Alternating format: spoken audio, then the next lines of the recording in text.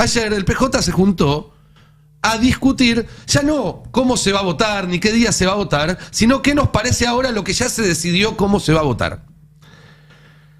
Y la verdad es que es un problemón. Porque además de todo, me parece a mí que se está haciendo un diagnóstico muy equivocado.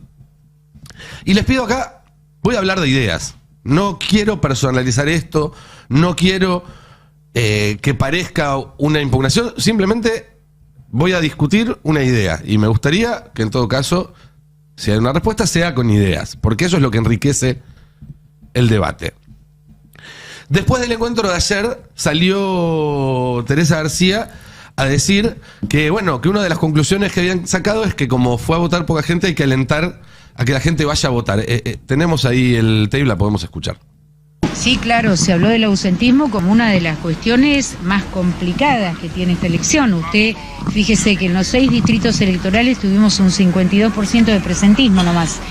Y eso hay que modificarlo, hay que alentar a que la gente vaya a votar. La única manera de cambiar esto es con que la gente vaya a votar y expresar su desacuerdo con el gobierno de Milei. Bien, esto también se enlaza directamente, o yo lo enlazo directamente con un fragmento del discurso que dio Cristina el domingo, donde hacía un diagnóstico que yo coincido, con el que yo coincido, y de hecho lo hemos dicho acá, antes y después, que es que mucha de la gente que no fue a votar en la elección en la ciudad de Buenos Aires era gente que históricamente votaba el peronismo, que se hartó, se enojó y votó a Milei, y que después, decepcionada con Milei, en vez de volver al peronismo, se quedó en la casa. Escuchemos cómo lo decía a Cristina.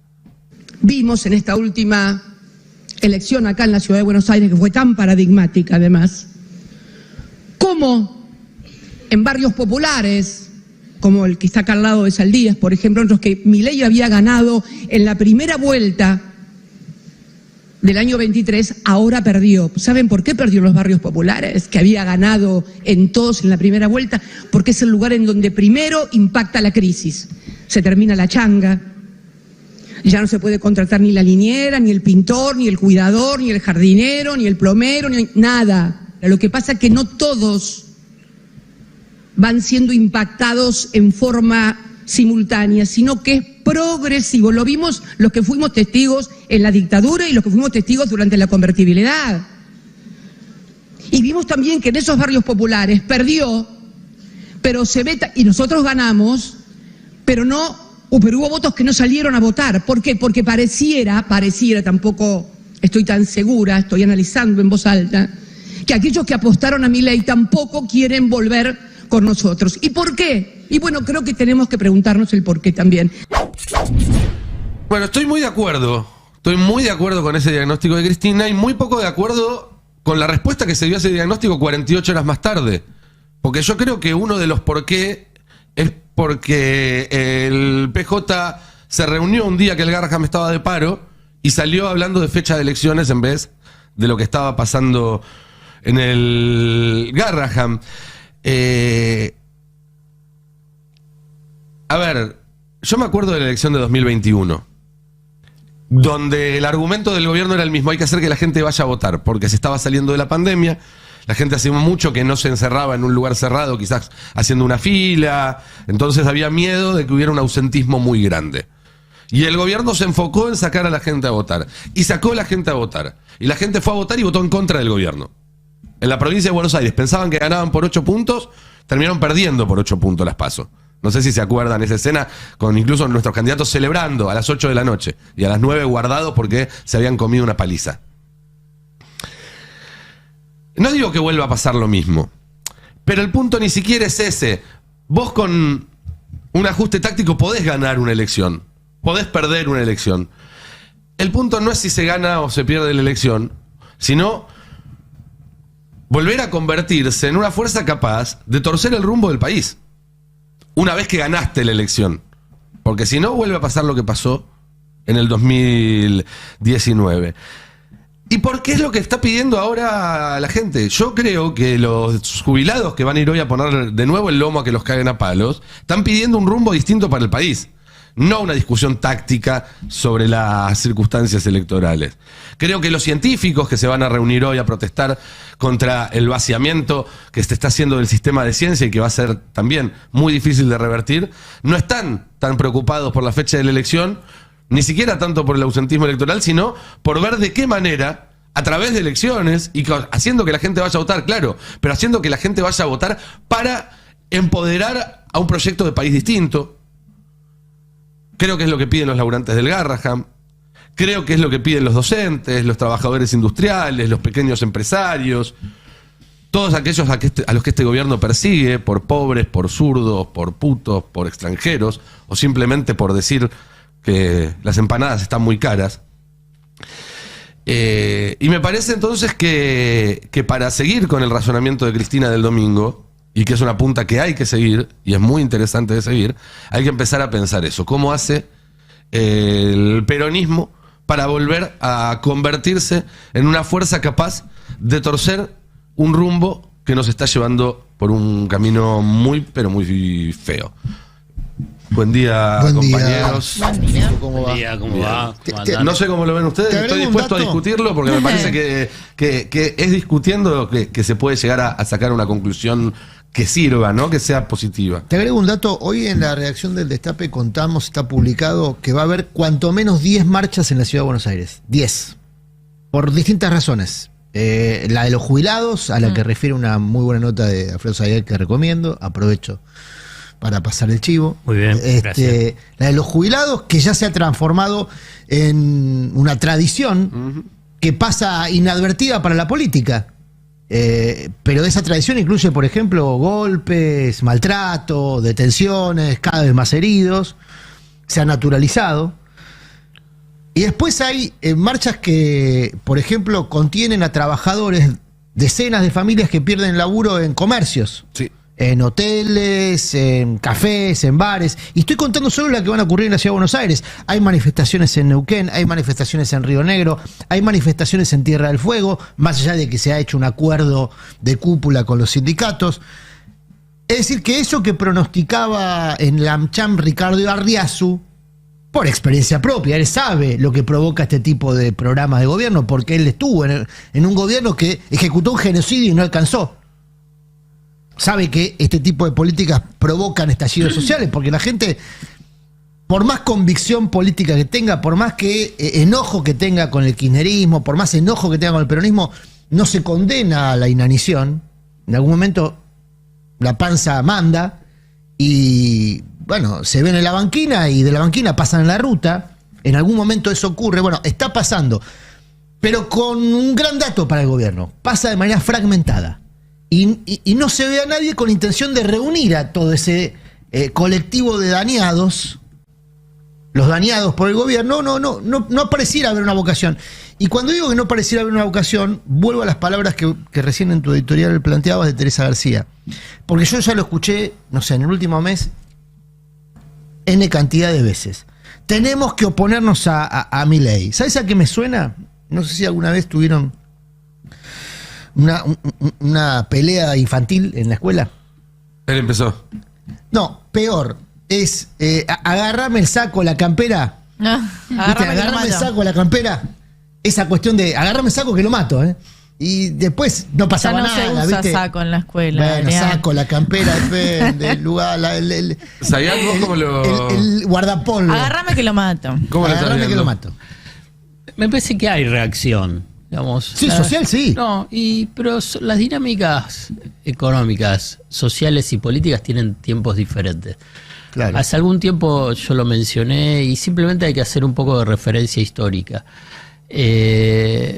Las dinámicas económicas son inmediatas. Agarran, hace una mega devaluación y el impacto sobre los precios y el poder adquisitivo es inmediato. Y ahí viene la consternación, el impacto, la sorpresa, la bronca, pero no hay una reacción inmediata en términos sociales. Y bueno, ¿será así? ¿Será permanente? Bueno, entonces tiene sus tiempos, ¿no? Yo lo asocio mucho a lo que fue la década del 90 y también durante el macrismo, ¿no? Si vos agarrás la década del 90, Y recién tuviste piquetes, empezaron los piquetes en el 92, primero con el perro Santillana y en Jujuy, y después Cutralcó. Siempre yo menciono Cutralcó y siempre después me mencionan los jujeños. No, nosotros empezamos primero, pero no importa. Digamos, empezó ahí, fíjate, fue en el 92. Y fue increciendo, ¿no? Y fue subiendo. En una sociedad bajo tensión, con desocupación. Estoy haciendo ese recuerdo para que pensemos el presente, ¿eh? Entonces, empezás a ver reacción. Como bien mencionabas vos, Adrián, la cantidad de movilizaciones. Y si vos ves durante todo el año, y la verdad que hubo muchas movilizaciones, y si ves el año pasado también muchas movilizaciones. Y acá viene la demanda histórica diaria de Nico Lantos. Y los políticos llegan después. Esto siempre ha sido así, pero pará, después, ya, porque ya en un momento ya lo hablamos, llegan después. ¿Llegan después en qué sentido? Es que acompañan, e incluso surgen liderazgos políticos totalmente inesperados, Cuando fue lo de la hiperinflación de Alfonsín, apareció un liderazgo totalmente inesperado. No era Menem, era Cafiero. Después, cuando fue el estallido de la convertibilidad, terminó siendo Kirchner. Y era Duhalde, había sido Reutemann, había sido de la Sota, digamos, esa estructura tradicional de la política al que Nico le reclama. Y después apareció, e incluso, esto te lo digo por lo que fue el peronismo, Milei también irrumpió precisamente desde la política, aunque él se presenta fuera de la política, bueno, y la política llega después.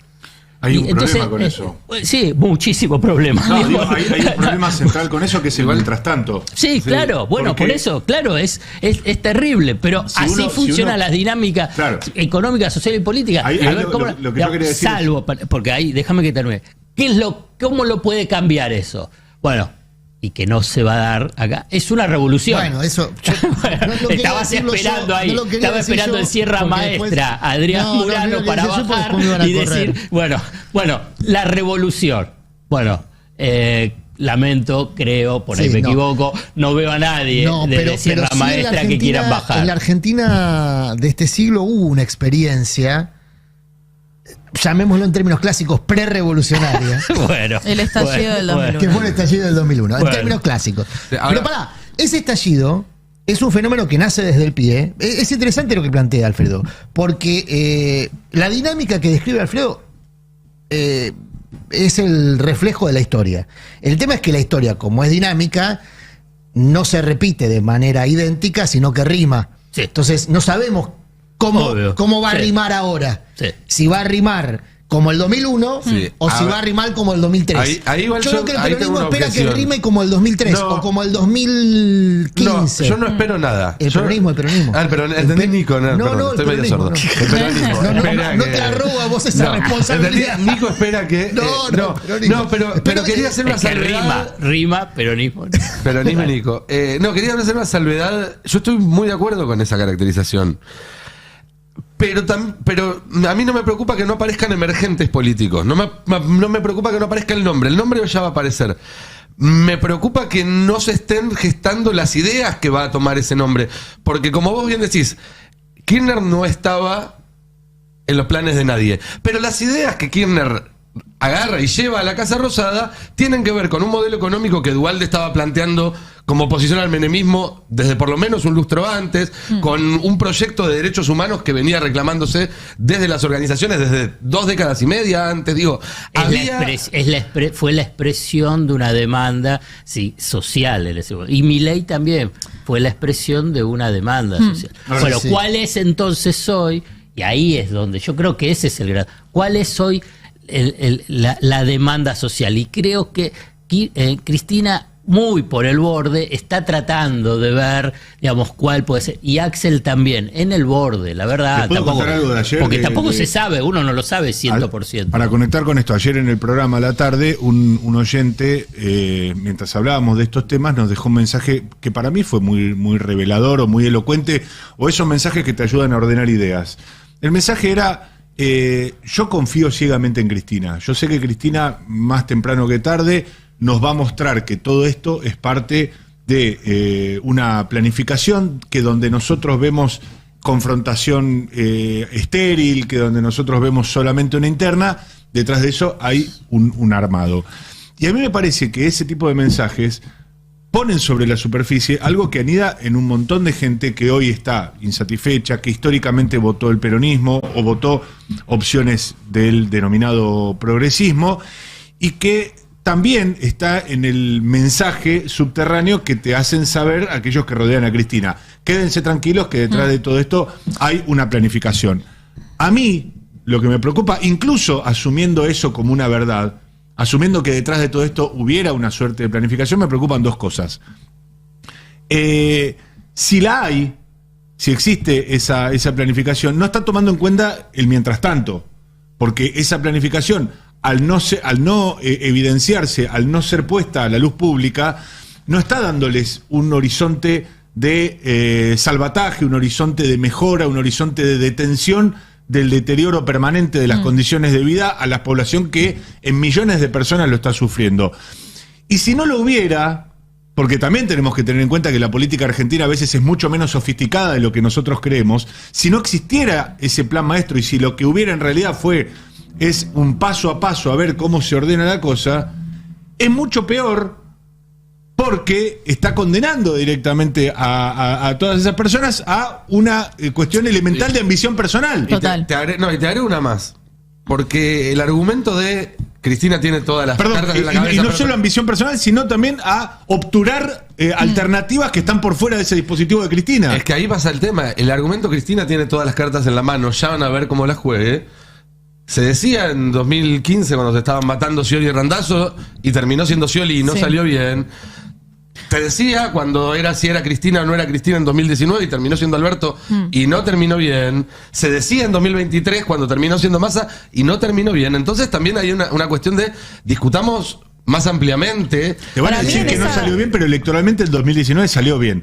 El tema es quienes creemos que más allá del resultado electoral está bueno que las fuerzas políticas tengan un plan de gestión, un plan de administración de la conflictividad, un plan pero de no por ahora el crecimiento. plan, porque si no tenés ese plan, después ganar las elecciones no te sirve para nada. Para mí hay un punto que retomo lo que decía Alfredo de mirar esto en una película un poco más larga, pero también entender que el contexto en el que estamos actualmente es distinto de los otros contextos. Hay un contexto donde es mucho más dinámico, pero mucho más acelerado, tanto en términos de cómo avanza el gobierno de Javier Milei en sus reformas estructurales, en ya tener un nuevo acuerdo con el fondo, en el proceso de endeudamiento que estamos viviendo, en el proceso de deterioro de vida de las personas y con una oposición, y no quiero dar nombres porque no importan los nombres, pero que no logra aparecer como el sujeto que puede resolver esto. Y acá yo creo que, por lo menos a mí lo que me pasa y lo que encuentro que le pasa a gente de mi entorno, es que hay un hartazgo de la política. O sea, Milei caracterizó bien ese hartazgo de la política y lo llevó por derecha. Después hay todo otro hartazgo de la política que no se termina de canalizar en ningún lado y que está en la gente que iba a votar históricamente y no fue más a votar. Entonces hay algo ahí donde es un problema que no emerja una persona, un sujeto, pero a la vez sí emergen resistencias. En Catamarca se derogó un avance que había tenido el gobernador. Los miércoles efectivamente van todos los jubilados. El próximo miércoles el Ni Una Menos se junta con la marcha de jubilados. Entonces hay cosas que están pasando que no tienen un nombre y apellido. No hay una persona que digas, esta es la persona, es la Norma Pla de los jubilados. Pero efectivamente hay movimientos que están buscando hacer una resistencia a este gobierno y que no tienen una representación política partidaria. Pero y ese es el problema. Perdón, decía, hay resistencias, pero me parece que la demanda social está fragmentada, porque recién decías, ¿no? El miércoles vamos a marchar y va también coincidir con la marcha de jubilados. Eso era algo que al principio del gobierno de Milei lo vimos, por ejemplo, cuando todos salieron a rechazar el decreto que después terminó en la ley de bases, 70. Claro, el decreto 70, y ahí había una demanda social que era multisectorial. Yo creo que eso no está pasando. Está bien, pero en el decreto 70 éramos, y me incluyo, todos los que no habíamos votado Milei y que ya estábamos enfrente en el gobierno en el momento en que Javier Milei ganó, sabíamos que íbamos a estar enfrente. Ahí tenés un grupo de personas. Ahora, yo tiendo a creer que en este año y medio hay mucha más gente descontenta de este gobierno y que eso se ve en personas que no van a votar y en números donde no logra afianzar su hegemonía el gobierno actual. Ahora, el problema es ese gris que queda en el medio que no se representa en ningún partido político. Yo discuto, mira, ayer lo hablábamos con Gustavo Córdoba, le trasladamos la pregunta que se hacía a Cristina el sábado. ¿Por qué no van a votar los que no van a votar? El domingo, sí. Claro. Sí. ¿Por qué no fueron a votar los del domingo? Y Cristina se lo preguntaba el domingo, tenés razón. Sí. Bueno, cuestión que él nos decía una cosa en relación a esto que vos planteabas, Cande, que es interesante. ¿Quién gana con la fragmentación? Naturalmente el gobierno, porque le basta un 30%, una cosecha modesta de votos en la Ciudad de Buenos Aires para emerger como el gran triunfador político del año. Y todavía falta todo el año electoral. Tenés todo el año electoral por delante. El gobierno considera que ya ganó. Sí. Y los factores de poder también consideran que ya ganó. Y uno de los elementos que da cuenta de eso es lo que pasó ayer, donde se establece un nuevo negocio financiero, porque al final de este proceso que estamos describiendo en términos políticos, lo que hay es un esquema de negocios, o varios. Uno de ellos lo lleva adelante Caputo, que con poquito, con el 30% de la Ciudad de Buenos Aires, te mete otro curro. Sí. Entonces, esos son los daños que si no los evitás, y eso es responsabilidad de la política, No se le puede exigir a la sociedad que además de pagarse el puchero, de tratar de ver cómo llega a fin de mes, de ver cómo carga la sube, además se enfrente a Caputo para que no lance un bono dólar linked. No, eso es responsabilidad política, porque para eso cobran un sueldo, loco. Para eso están en el Congreso, para eso se presentan elecciones, eso es responsabilidad política. Si no sirven, que se corran.